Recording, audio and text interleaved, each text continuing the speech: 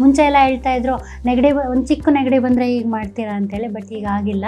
ಯಾವುದೇ ಥರ ಇದು ಕಾಮನ್ ಕೋಲ್ಡ್ ಇರಲಿ, ಅದು ಅಲರ್ಜಿಕ್ ರೈನೈಟಿಸ್ ಅಂತ ಹೇಳ್ತೀವಿ. ಇದರಲ್ಲಿ ಏನಾಗುತ್ತೆ ಅಂದರೆ ಹುಷಾರಿಲ್ಲ ಅಂದ ಕೂಡಲೇ ನಾವು ಇಡ್ಲಿ ಜಾಸ್ತಿ ಮೊರೆ ಹೋಗ್ತೀವಿ. ಅಂದರೆ ಪೇಷಂಟ್ ಫ್ರೆಂಡ್ಲಿ ಫುಡ್ ಅಂತ ಹೇಳಿ ಇಡ್ಲಿ ತಗೋತಾರೆ. ಆದಷ್ಟು ಈ ಕೋಲ್ಡ್ ಅಥವಾ ಕಾಫ್ ಅಥವಾ ಫೀವರ್ ಇದ್ದಾಗ ಜನರಲಿ ಇಡ್ಲಿನ ಅವಾಯ್ಡ್ ಮಾಡಿ.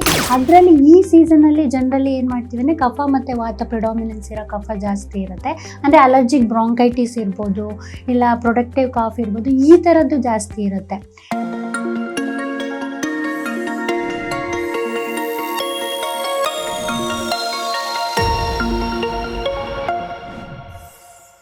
ನಮಸ್ಕಾರ ವೀಕ್ಷಕರೇ, ವಿಸ್ತಾರ ಹೆಲ್ತ್ಗೆ ಸ್ವಾಗತ.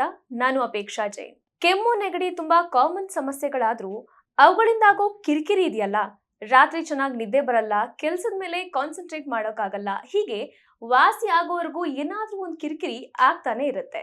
ಹಾಗಿದ್ರೆ ಈ ಕಾಮನ್ ಸಮಸ್ಯೆಗಳಿಗೆ ಸಿಂಪಲ್ ಸೊಲ್ಯೂಷನ್ ಏನು? ಇದನ್ನ ತಿಳಿಸಿಕೊಡೋದಕ್ಕೆ ಇವತ್ತಿನ ಕಾರ್ಯಕ್ರಮದಲ್ಲಿ ನಮ್ಮ ಜೊತೆಗಿದ್ದಾರೆ ಖ್ಯಾತ ಆಯುರ್ವೇದ ತಜ್ಞೆ ಡಾಕ್ಟರ್ ಯಮುನಾ BS. ಮ್ಯಾಮ್, ಕಾರ್ಯಕ್ರಮಕ್ಕೆ ಸ್ವಾಗತ. ನಮಸ್ತೆ. ಮೊದಲನೇದಾಗಿ, ನೆಗಡಿ ಸಮಸ್ಯೆಗೆ ಏನೆಲ್ಲ ಪರಿಹಾರಗಳಿವೆ? ಮನೆಯಲ್ಲಿ ಯಾವ ರೀತಿ ನಾವು ಸಿಂಪಲ್ ಆಗಿ ಕೇರ್ ತಗೋಬಹುದು? ಈಗ ನೆಗಡಿ ಅಂದಿದ ಕೂಡಲೇ ಇತ್ತೀಚೆಗೆ ಈ ಕೋವಿಡ್ ಆದಮೇಲೆ ತುಂಬ ಜನಕ್ಕೆ ಭಯ ಇದೆ. ಅಂದರೆ ನೆಗಡಿ ಅಂದ ಕೂಡಲೇ ಭಯ ಪಡೋ ಅಂಥದ್ದಿದೆ. ಮುಂಚೆ ಎಲ್ಲ ಹೇಳ್ತಾ ಇದ್ರು ಒಂದು ಚಿಕ್ಕ ನೆಗಡಿ ಬಂದರೆ ಈಗ ಮಾಡ್ತೀರಾ ಅಂತೇಳಿ, ಬಟ್ ಈಗ ಆಗಿಲ್ಲ. ಯಾವುದೇ ಥರ ಇದು ಕಾಮನ್ ಕೋಲ್ಡ್ ಇರಲಿ, ಅದು ಅಲರ್ಜಿಕ್ ರೈನೈಟಿಸ್ ಅಂತ ಹೇಳ್ತೀವಿ, ಈ ಥರ ಸಮಸ್ಯೆಗಳಲ್ಲಿ ನೆಗಡಿ ಸಾಮಾನ್ಯವಾಗಿ ಇದ್ದೇ ಇರುತ್ತೆ.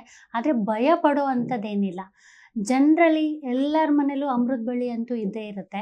ಅಮೃತ ಬಳ್ಳಿ ಏನಾದರೂ ಇದ್ದರೆ ಅದರ ಸ್ಟೆಮ್ಮನ್ನು 1-2 ಇಂಚಷ್ಟು ಸ್ಟೆಮ್ಮನ್ನು ತೊಗೊಂಡು ಒಂದು 2 ಲೀಟರ್ ನೀರಲ್ಲಿ ಹಾಕಿ ಚೆನ್ನಾಗಿ ಕುದಿಸಿ, ಯಾವಾಗ ನೆಗಡಿ ಬರುತ್ತಲ್ಲ ಆವಾಗ ನೀವು ಇದನ್ನು ಮಾಡಿಕೊಂಡ್ರೆ ತುಂಬ ಚೆನ್ನಾಗಿ ಕುದಿಸಿ ಆದಮೇಲೆ ಒಂದು ಫ್ಲಾಸ್ಕಲ್ಲಿ ಹಾಕಿಟ್ಕೊಂಡು ಗಂಟೆಗೊಂದ್ಸಲ ಸುಮ್ಮನೆ, ಈಗ ಒಂದು 30-40 ml, ನಾವೀಗ ಕಾಫಿ ಟೀನ ಯಾವ ಥರ ಬಿಸಿ ಬಿಸಿಯಾಗಿ ಕುಡಿತೀವಲ್ಲ ಆ ಥರ ಅವರು ಬಿಸಿ ಬಿಸಿಯಾಗಿ ಸೇವಿಸ್ತಾ ಬಂದರೆ ಮ್ಯಾಕ್ಸಿಮಮ್ 12-13 ಗಂಟೆ ಒಳಗಡೆ ನಿಮ್ಮ ನೆಗಡಿ ಸಂಪೂರ್ಣವಾಗಿ ಕಡಿಮೆ ಆಗುತ್ತೆ. ಅದರ ಜೊತೆಗೆ ಇನ್ನು ಎರಡನೇದಾಗಿ, ಈಗ ಅಮೃತ ಬಳ್ಳಿ ಇಲ್ಲ ಮನೇಲಿ ಏನು ಮಾಡೋದು? ಈಗ ನಿಮ್ಮ ಬೆಂಗಳೂರಂಥ ಸಿಟಿಲಿದ್ದೀರಾ ಅಂದರೆ ನಿಮಗೆ ಜನರಲಾಗಿ ಎಲ್ಲ ಸ್ಟೋರ್ಗಳಲ್ಲೂ ಸೀತೋಪಲಾದಿ ಚೂರ್ಣ ಅಂತೇಳಿ ಸಿಗುತ್ತೆ. ಇದರಲ್ಲಿ ಮೇಯ್ನಾಗಿ 6 ಥರದ ಇಂಗ್ರೀಡಿಯೆಂಟ್ಸ್ ಇರುತ್ತೆ. ಸೀತೋಫಲ, ವಂಶಲೋಚನ, ಪಿಪ್ಪಲಿ, ಏಲ, ಲವಂಗ ಅಂತೇಳಿ. ಈ ಒಂದು ಚೂರ್ಣನ ಒಂದು 1/4 ಚಮಚದಷ್ಟು ಚೂರ್ಣನ 1 ಚಮಚ ಹನಿ ಜೊತೆ ಮಿಕ್ಸ್ ಮಾಡಿ ದಿನದಲ್ಲಿ ಒಂದು 5-6 ಬಾರಿ ತಗೊಳ್ಳೋದ್ರಿಂದಲೂ ಕೂಡ ಸಂಪೂರ್ಣವಾಗಿ ನೆಗಡಿ ಕೂಡ ಕಡಿಮೆ ಆಗುತ್ತೆ.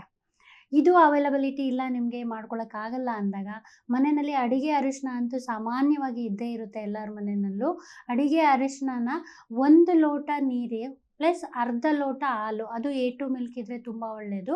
ಅದರ ಜೊತೆಗೆ ಒಂದು 1/4 ಚಮಚದಷ್ಟು ಅರಿಶಿಣ ಪ್ಲಸ್ ಒಂದು 2 ಚಿಟಿಕೆ ಅಷ್ಟು ಪಿಪ್ಪಲಿ ಚೂರ್ಣ ಅಂದರೆ ಪೆಪ್ಪರ್ ಪೌಡರನ್ನು ಹಾಕಿ ಚೆನ್ನಾಗಿ ಕುದಿಸಿ, ಅದು 1.5 ಲೋಟ ಇರೋದು ಅರ್ಧ ಲೋಟ ಆಗೋವರೆಗೂ ಚೆನ್ನಾಗಿ ಕುದಿಸಿ ನೀವು ಅದನ್ನು ಸೇವಿಸಿದ್ರೂ ಕೂಡ ಈಗ ಸಾಮಾನ್ಯವಾದ ನೆಗಡಿ ಕೂಡ ಇದರಿಂದ ಸಂಪೂರ್ಣವಾಗಿ ಗುಣ ಆಗುತ್ತೆ.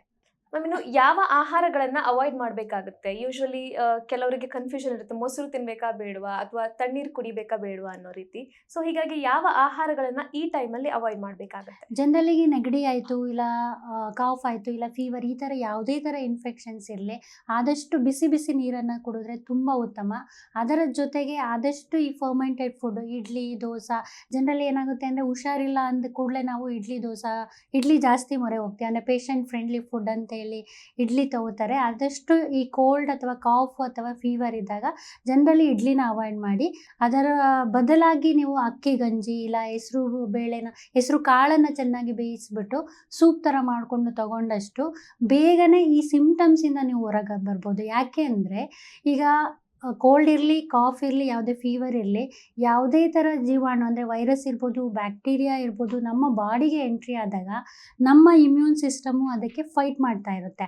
ಆವಾಗ ನಾವು ನಮ್ಮ ಇಮ್ಯೂನ್ ಸಿಸ್ಟಮ್ಗೆ ಸಪೋರ್ಟಿವ್ ಆಗಿ ನಾವು ಫುಡ್ಡನ್ನು ಕೊಟ್ಟಾಗ ಡೆಫಿನೆಟ್ಲಿ ನ್ಯಾಚುರಲಾಗಿ ಅದು ನಮ್ಮ ಇಮ್ಯೂನ್ ಸಿಸ್ಟಮ್ ಫೈಟ್ ಮಾಡಿ ಆ ಸಿಂಪ್ಟಮ್ಸ್ಗಳು ಕೂಡ ಕಡಿಮೆ ಆಗುತ್ತೆ. ಅದರಿಂದ ಏನಾಗುತ್ತೆ ಅಂದರೆ ನೀವು ಅದಕ್ಕೆ ಪೂರಕವಾದಂಥ ಆಹಾರ ಅಂದರೆ ರೈಸ್ ಗಂಜಿ ಇರ್ಬೋದು, ಸಿಂಪಲ್ ಪೊಂಗಲ್ ಇರ್ಬೋದು, ಇಲ್ಲ ರೈಸ್ ದಾಲ್ ಇರ್ಬೋದು, ಇಲ್ಲ ಗಂಜಿ, ಈ ಥರ ಫುಡ್ಗಳನ್ನ ಆ ಟೈಮಲ್ಲಿ ತೊಗೊಂಡ್ರೆ ತುಂಬ ಉತ್ತಮ.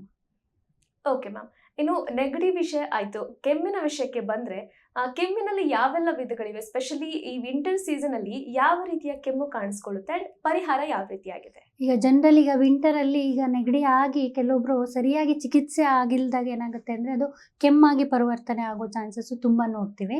ಮತ್ತು ಈ ವಿಂಟರ್ ಅಂದ ಕೂಡಲೇ ನಮ್ಮ ಆಯುರ್ವೇದದಲ್ಲಿ ಇದನ್ನು ಹೇಮಂತ ಋತು ಅಂತ ಹೇಳ್ತೀವಿ. ಇದರಲ್ಲಿ ವಾತ ಮತ್ತು ಕಫದ ಪ್ರಿಡಾಮಿನೆನ್ಸ್ ಜಾಸ್ತಿ ಇರೋದ್ರಿಂದ ಜನರಲಿ ಕಫ ಮತ್ತು ವಾತಕ್ಕೆ ಸಂಬಂಧಪಟ್ಟ ಕೆಮ್ಮು ಜಾಸ್ತಿ ಇರುತ್ತೆ. ನಮ್ಮಲ್ಲಿ ಆಯುರ್ವೇದದಲ್ಲಿ ಕಾಸ ಅಂತ ಹೇಳಿ ತಗೋತೀವಿ. ಅದರಲ್ಲಿ 5 ಥರದ ವೆರೈಟಿ ಆಫ್ ಕಾಫ್ ಅಂತ ಬರುತ್ತೆ. ಅದರಲ್ಲಿ ಈ ಸೀಸನಲ್ಲಿ ಜನರಲಿ ಏನು ಮಾಡ್ತೀವಿ ಅಂದರೆ ಕಫ ಮತ್ತು ವಾತ ಪ್ರಿಡಾಮಿನೆನ್ಸ್ ಇರೋ ಕಫ ಜಾಸ್ತಿ ಇರುತ್ತೆ. ಅಂದರೆ ಅಲರ್ಜಿಕ್ ಬ್ರಾಂಕೈಟಿಸ್ ಇರ್ಬೋದು, ಇಲ್ಲ ಪ್ರೊಡಕ್ಟಿವ್ ಕಾಫ್ ಇರ್ಬೋದು, ಈ ಥರದ್ದು ಜಾಸ್ತಿ ಇರುತ್ತೆ. ಈ ಸಮಯದಲ್ಲಿ ಅವರು ಮನೆಯಲ್ಲಿ ಏನು ಮಾಡ್ಕೊಳ್ಬೇಕಂದ್ರೆ ಜನರಲಿ ನಾನು ಮುಂಚೆ ಹೇಳ್ದಾಗೆ ಅಮೃತ ಬಳ್ಳಿನ ಯೂಸ್ ಮಾಡೋದ್ರಿಂದ ಈ ಕಾಫು ಕೂಡ ಕಡಿಮೆ ಆಗುತ್ತೆ. ಅದರೊಟ್ಟಿಗೆ ಈಗ ಎಲ್ರಿಗೂ ಗೊತ್ತಿರುತ್ತೆ ಹರಿತಕ್ಕಿ ಅಂದರೆ ಅರಳೆಕಾಯಿ ಅಂತ ಹೇಳ್ತೀವಲ್ಲ, ಅದನ್ನು ಏನು ಮಾಡಿ ಅಂದರೆ ನೈಟ್ ಮಲಗೋಕ್ಕಿಂತ ಮುಂಚೆ ಒಂದು ಅರ್ಧ ಚಮಚದಷ್ಟು ಅರಳೆಕಾಯಿ ಪುಡಿನ 1 ಲೋಟ ನೀರ ಜೊತೆಗೆ ಸ್ವಲ್ಪ ಬೆಲ್ಲ ಹಾಕಿ ನಾವು ಚೆನ್ನಾಗಿ ಕುದಿಸಿ ರಾತ್ರಿ ಊಟಕ್ಕಿಂತ ಮುಂಚೆ ತಗೊಂಡ್ರೆ ಡೆಫಿನೆಟ್ಲಿ ಅವರಿಗೆ ಈ ಥರ ಕಫ ಮತ್ತು ವಾತ ರಿಲೇಟೆಡ್ ಕಾಫ್ ಇದ್ದಾಗ ಅದು ಕೂಡ ಬೇಗನೆ ಕಡಿಮೆ ಆಗುತ್ತೆ. ಇನ್ನು ಅದರ ಜೊತೆಗೆ ಈ ಅರಳೆಕಾಯಿ ಇಲ್ಲ ಮತ್ತೇನು ಮಾಡಬೇಕು ಅನ್ನೋರಿಗೆ ಜನರಲಿ ಈಗ ಎಲ್ಲರ ಮನೇಲೂ ಹುರುಳಿಕಾಳಂತೂ ಇರುತ್ತೆ. ಹುರುಳಿಕಾಳನ್ನು ಬೇಯಿಸಿ ಸೂಪ್ ಥರ ಮಾಡಿಕೊಂಡು ತಗೊಳ್ಳೋದ್ರಿಂದ ಇದನ್ನು ನಮ್ಮಲ್ಲಿ ಆಯುರ್ವೇದದಲ್ಲಿ ಕುಲತ್ತಾಯೂಷ ಅಂತ ಹೇಳ್ತೀವಿ. ಇದನ್ನು ಡೈಲಿ ಬೆಳಗ್ಗೆ ಒಮ್ಮೆ ಸಂಜೆ ಒಮ್ಮೆ ತಗೊಳ್ಳೋದ್ರಿಂದನೂ ಕೂಡ ಈ ಕಫ ಮತ್ತು ವಾತ ಸಮಸ್ಯೆಯಿಂದ ಕೂಡ ಅವರು ಹೊರಗೆ ಬರ್ಬೋದು. ಇನ್ನು ಜನರಲಿ ಈಗ ಇದು ಹುರುಳಿಕಾಳು ಇಲ್ಲ ಮತ್ತು ಏನು ಮಾಡಬೇಕು ಅನ್ನೋರಿಗೆ ಜನರಲಿ ಮನೇಲಿ ತುಳಸಿ ಅಂತೂ ಇರುತ್ತೆ.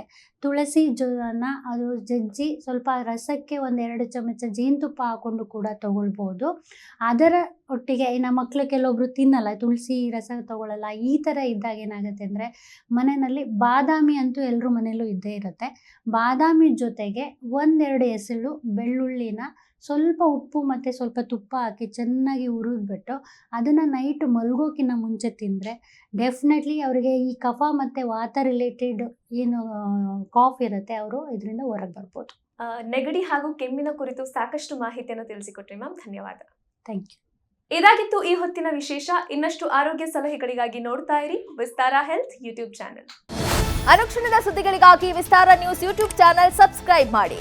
ಹೊಸ ಸುದ್ದಿಗಳ ನೋಟಿಫಿಕೇಶನ್ಗಾಗಿ ಬೆಲ್ ಐಕಾನ್ ಕ್ಲಿಕ್ ಮಾಡಿ. ಲೇಟೆಸ್ಟ್ ಅಪ್ಡೇಟ್ಸ್ಗಾಗಿ www.vistaranews.com ವೆಬ್ಸೈಟ್ಗೆ ವಿಸಿಟ್ ಮಾಡಿ. ಅಂಗೈಯಲ್ಲೇ ಜಗತ್ತಿನ ಸುದ್ದಿ ತಿಳಿಯಲು ವಿಸ್ತಾರ ನ್ಯೂಸ್ ಕನ್ನಡ ಆಪ್ ಡೌನ್ಲೋಡ್ ಮಾಡಿ.